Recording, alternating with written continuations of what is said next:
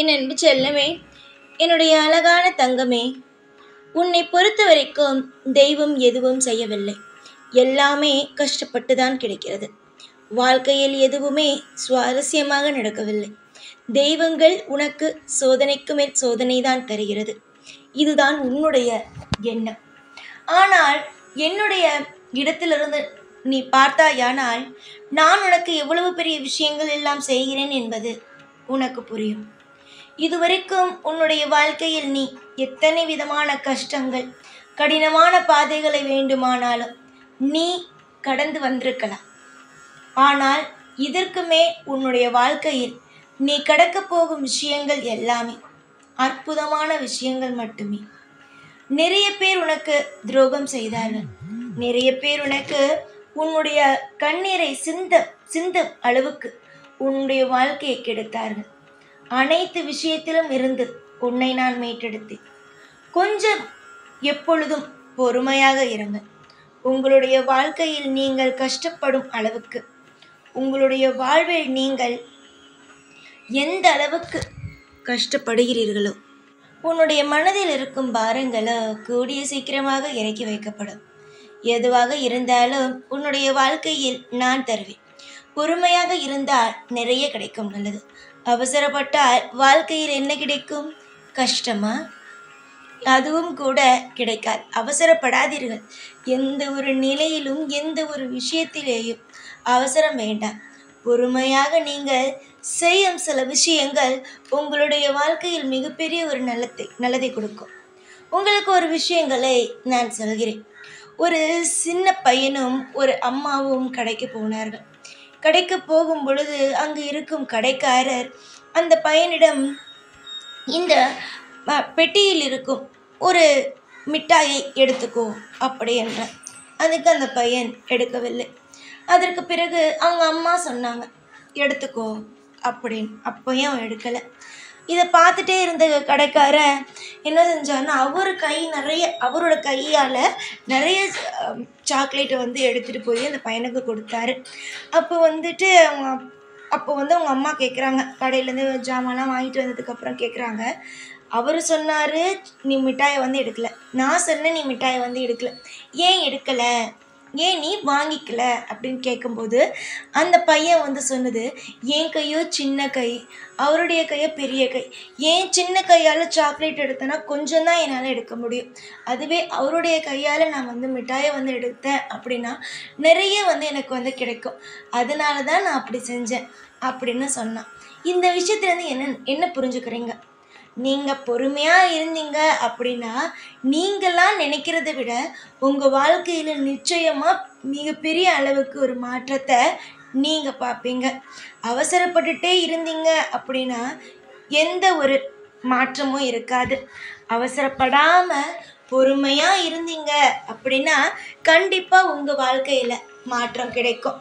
காலம் முழுக்க நீங்கள் நிறைய விஷயத்தில் தோற்று போனதுக்கு காரணமும் அவசரம்தான். அவசரப்படாதீங்க. காலமும் நேரமும் கை கூடும்போது தானாகவே என்ன நடக்குமோ அது நடக்கும். நீங்களா ஒரு நேரத்தில் ஒரு விஷயத்தை செய்யணும் அப்படின்னு நினச்சி வச்சுருப்பீங்க. ஆனால் அந்த காலமும் நேரமும் அதை செய்ய விடாமல் தடுத்துருக்கும். அதுக்காக அது நடக்காது இது நடக்காது அப்படிங்கிறது கிடையாது. எல்லாமே நடக்கும். ஆனால் அதற்கான நேரம் அது இல்லை அப்படிங்கிறது தான்.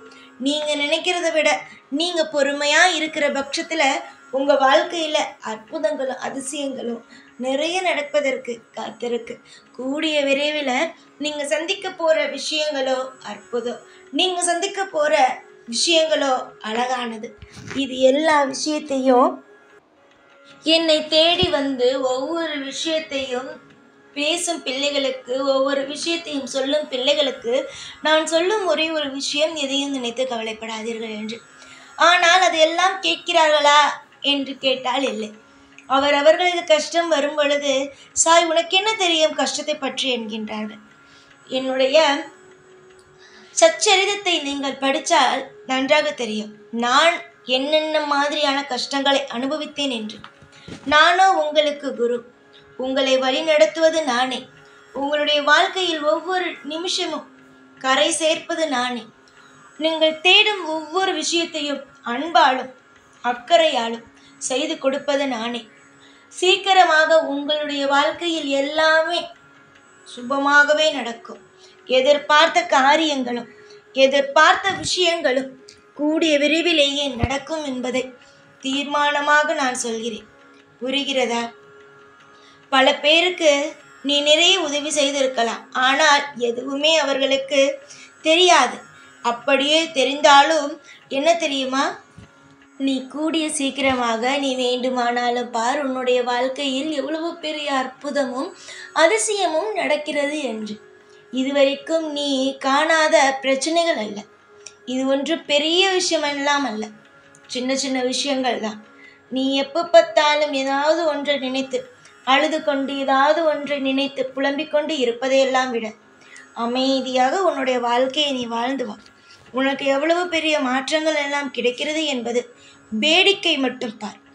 இதுவரைக்கும் நீ எத்தனையோ விஷயங்கள் உன்னுடைய வாழ்க்கையில் என்னென்னமோ மாதிரி நீ செய்திருக்கலாம்.